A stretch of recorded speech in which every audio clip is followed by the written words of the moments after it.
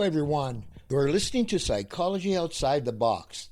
My name is Dr. Flower. I have a PhD in psychology, so I'm not a wannabe or a knockoff. I've been teaching college and university courses for 20 years.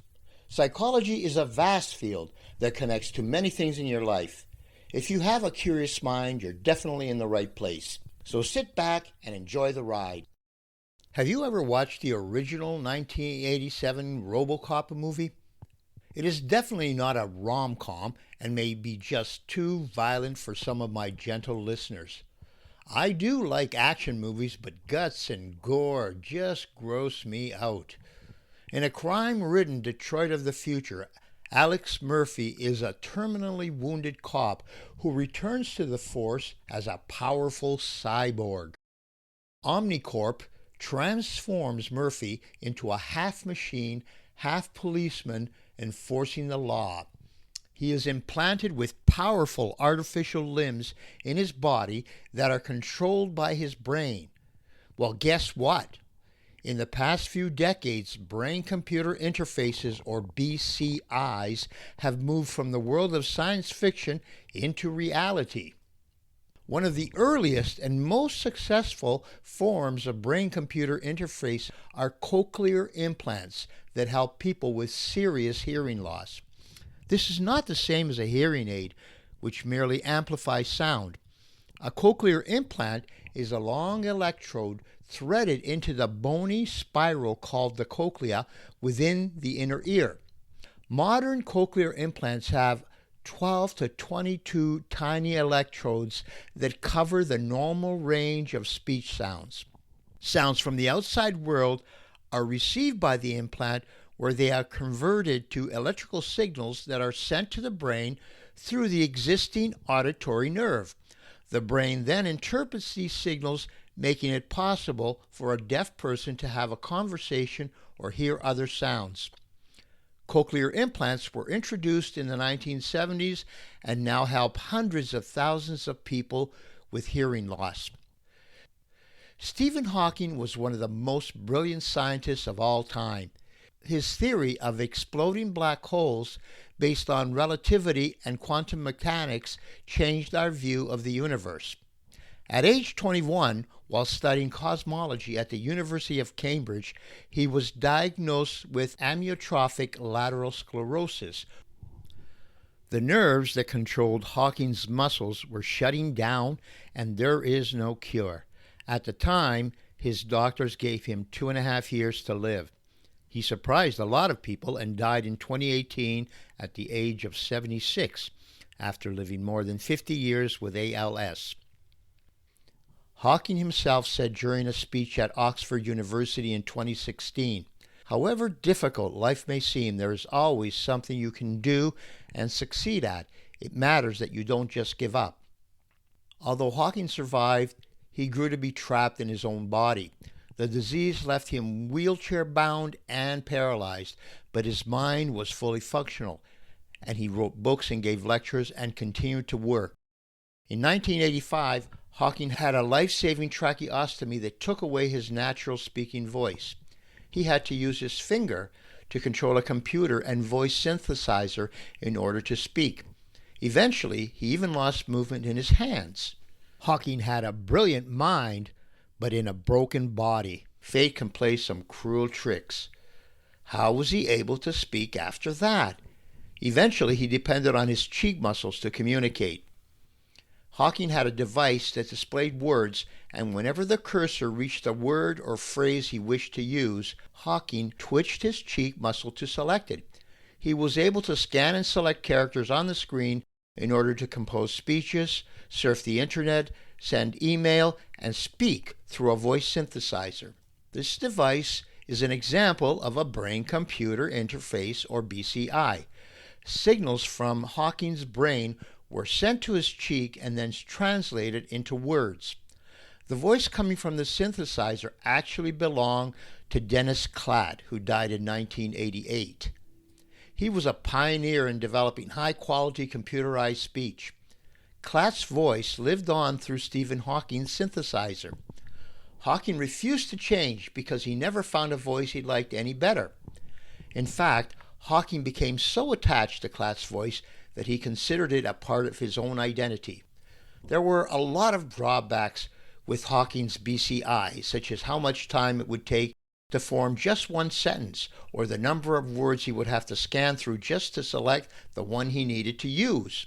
He was thrilled to have it and even refused the change for upgrades later in life. Stephen Hawking appeared several times on the popular TV show The Big Bang Theory. Here's one of those scenes. Professor Hawking, it's an honor and a privilege to meet you, sir. I know. I want to thank you for taking time to see me. My pleasure. I enjoyed reading your paper very much. You clearly have a brilliant mind. I know. Your thesis that the Higgs boson is a black hole, accelerating backwards through time, is fascinating. Thank you. It came to me one morning in the shower. That's nice. Too bad it's wrong. You made an arithmetic mistake on page 2. It was quite a boner. No, but that can't be right. I don't make arithmetic mistakes. Are you saying I do?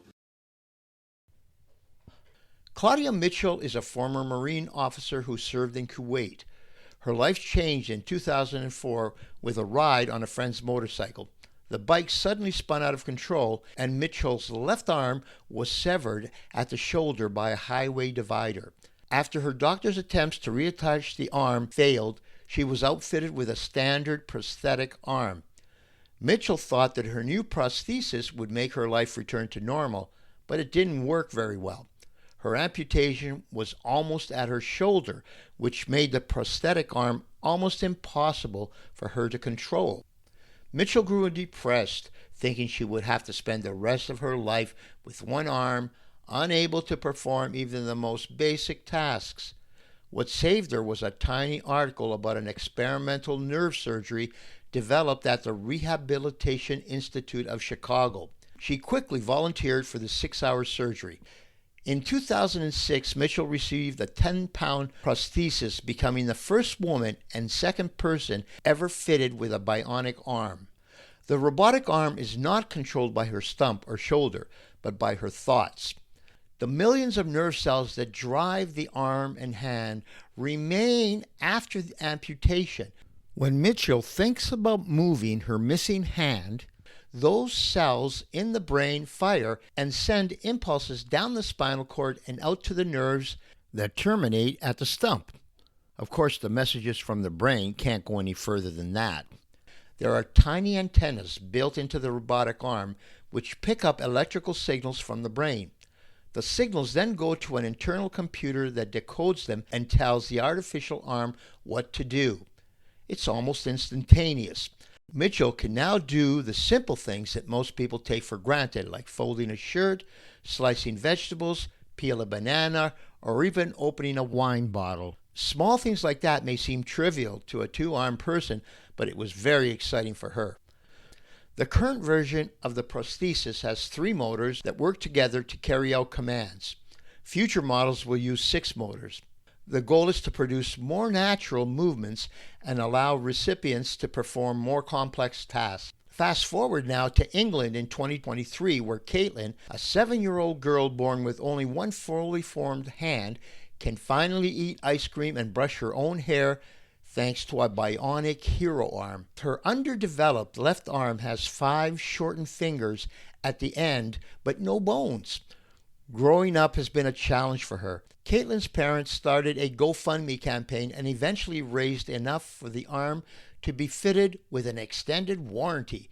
This means it can be replaced, as she's going to grow quite a lot in the next 5 years.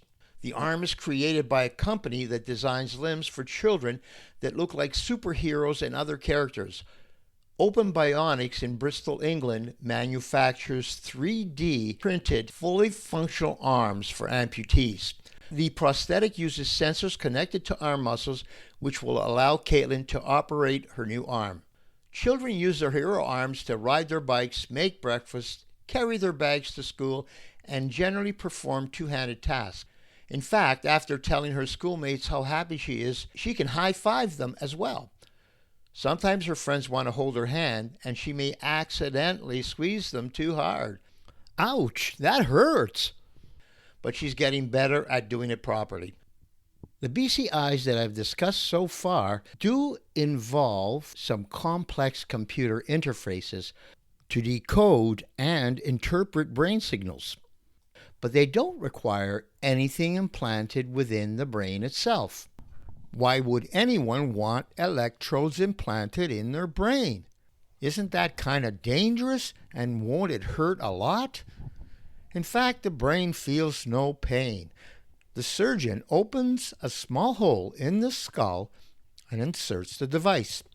This must be placed precisely in the correct location while avoiding damage to blood vessels. These are the very best way to record brain activity. The signal is stronger and results in more accurate data. These signals don't have to travel through the scalp to be read, and that provides a much higher accuracy. But there's a trade-off. This method is often risky, expensive, and requires major surgery. The deeper the electrodes go, the more invasive the surgery required to implant them, and the greater the risks. But going deeper also puts the electrodes closer to the brain activity. The quality of the signal is the highest, but the procedure has problems such as the risk of forming scar tissue. The body reacts to the foreign object and builds the scar around the electrodes. The biggest risks are always infection and wound healing complications. The Utah Array, that's UTAH, like the state in the U.S., is a device widely used in existing brain-computer interfaces, and it has been available since 2005. It is inserted into the brain using neurosurgery. The Utah Array is a grid of tightly packed microscopic electrodes. It is 4.2 millimeters square with 100 silicone microelectrodes, each 1 millimeter long. The electrodes are densely packed, but each one is isolated from its neighbors by a glass base. The microelectrodes can record brain activity and even pick up signals from individual brain cells. So far, more than 30 people have been implanted with one or more arrays, and they have an excellent reputation and safety record. On the evening of October 10, 2006, Dennis DeGray's brain was almost severed from his body. He returned home one night and realized he had not yet taken out the trash or recycling. It was raining very hard, and he decided to run, but slipped and landed hard on his chin. The impact snapped his neck between his second and third vertebrae. DeGray, who was 53 at the time, learned from his doctors that he was permanently paralyzed from the collarbones down. He could not move his torso or limbs. For several years after his accident, he simply lay immobilized in bed watching the History Channel. But then, a few years ago, Dennis DeGray sent an unusual text message to his friend. "You are holding in your hand the very first text message ever sent from the brain cells of one mind to the mobile device of another. You just made history." DeGray was paralyzed and so could not move his legs, his arms, or his hands. Without the use of his hands, how could he use a keyboard, move a joystick, or use a smartphone? How could he possibly send a text message to his friend? Although a quadriplegic, his brain was unaffected and completely functional.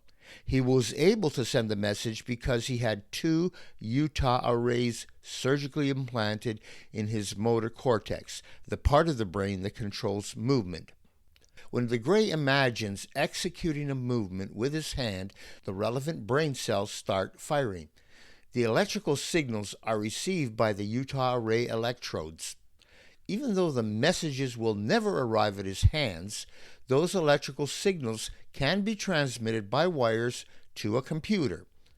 At this stage, the signals are decoded by algorithms and translated into action, allowing people to control devices with their own mind power. By imagining moving a joystick with his hand, De Grey is able to move a cursor to select letters on a screen. De Grey has spent more than 1,800 hours, spanning nearly 400 training sessions, controlling various forms of technology with his mind. He has played a video game, manipulated a robotic limb, sent text messages and emails, purchased products on Amazon, and even flown a drone, although just a simulator for now, all without lifting a finger.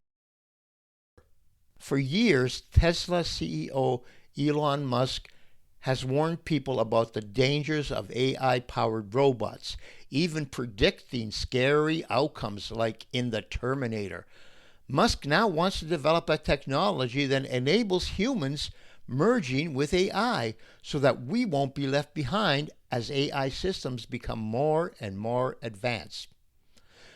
Neuralink is a neurotechnology company founded by Elon Musk in 2016, along with a team of scientists and engineers. They are building an implantable brain-computer interface capable of translating thought into action.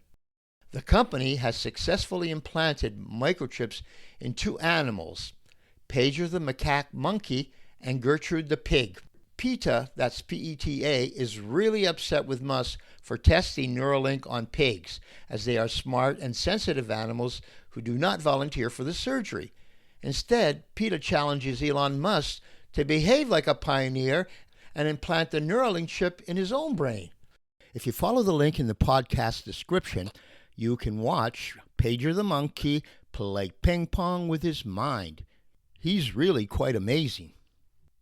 In 2016, Nolan Arbaugh became paralyzed from the shoulders down. In January 2024, he became the first human participant in Neuralink's clinical trial.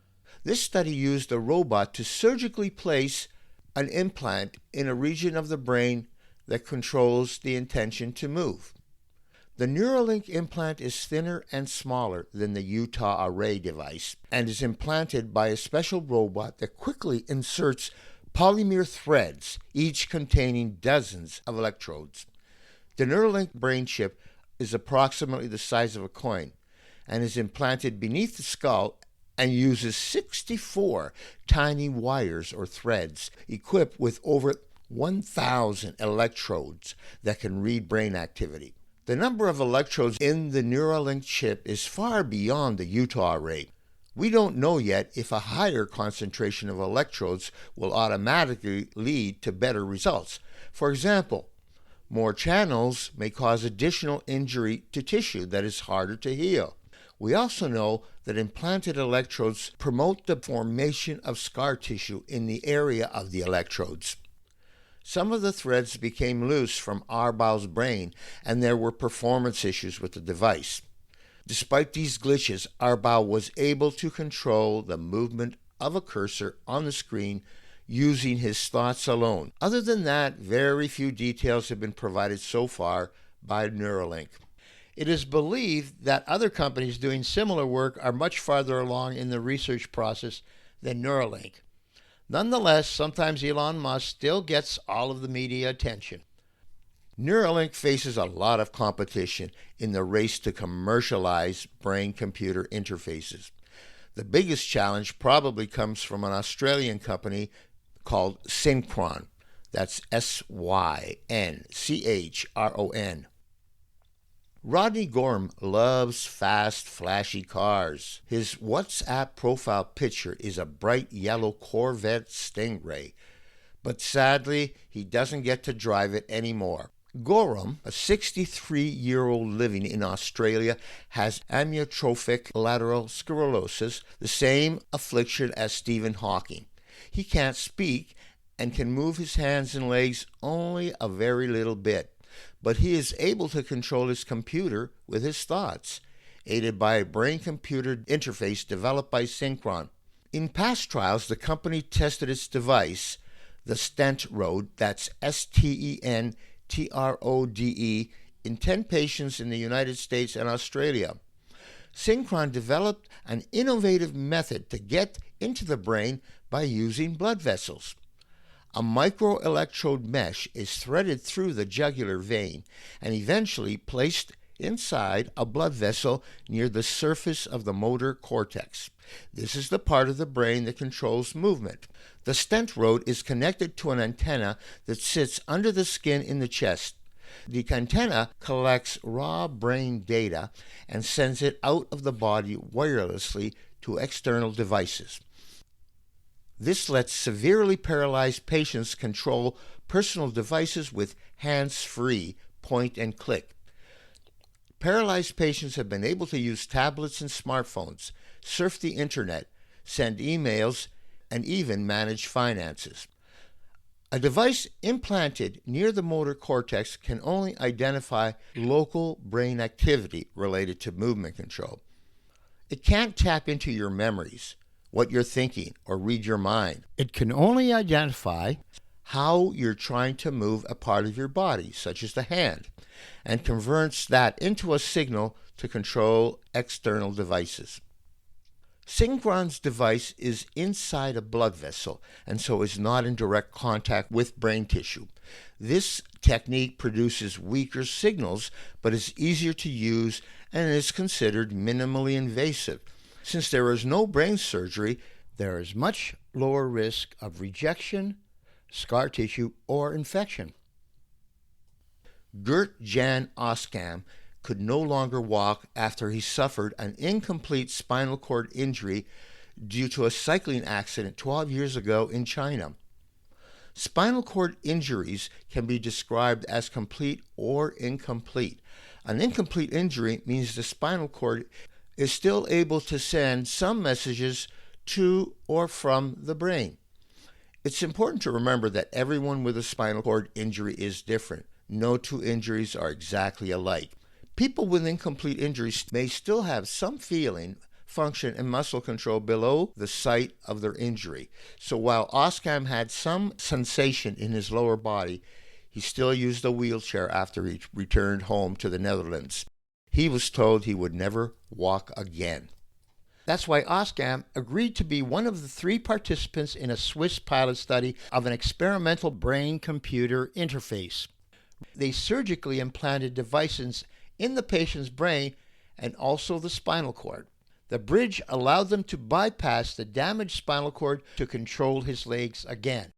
When he thinks about walking, the implant in his skull picks up his brain signals, registers them as instructions to move his legs, and sends them to the corresponding muscles through the second implant on his spine. In May 2024, the researchers reported on Oskam's progress more than a year into the study. His walking is now smooth and fluid. He can climb stairs and handle rough terrain. He can walk faster and farther, and he's able to use the technology outside the lab at his home. Their goal is to miniaturize the system and make the technology available worldwide. However exciting this technology is, one issue that is always of concern to disabled people when new products come into being is cost. There are many assisted devices that are impressive but can cost more than an average yearly salary. That puts most devices out of reach for many disabled people who are more likely to be among the poorest in society. Merging minds and machines have become a reality. Despite breakthroughs during the past 40 years, there is still the problem of bringing them out of the laboratories into daily life. BCIs can control robotic limbs, wheelchairs, and even virtual keyboards, restoring mobility and communication. But these life-changing possibilities have not become a standard part of clinical medicine. This cannot happen until they're simplified, miniaturized, more affordable, more reliable, and consistently safe and effective. Only then will the millions of people with disease and disabilities be able to benefit from these brain-computer interfaces. As always, there are plenty of optimistic promises. Although human clinical trials are happening, there's still a long way to go before brain implants are more commonplace. Will it be another decade or even longer? The truth is, we don't really know how long it will take to make BCIs much more affordable and widely available. Well, all good things must come to an end, including this podcast. But in the words of the Terminator, I'll be back. And I hope you will too. Okay, folks, it's all over for today. We're finished. We reached the end. You don't have to go home, but you can't stay here. I will miss you so very much.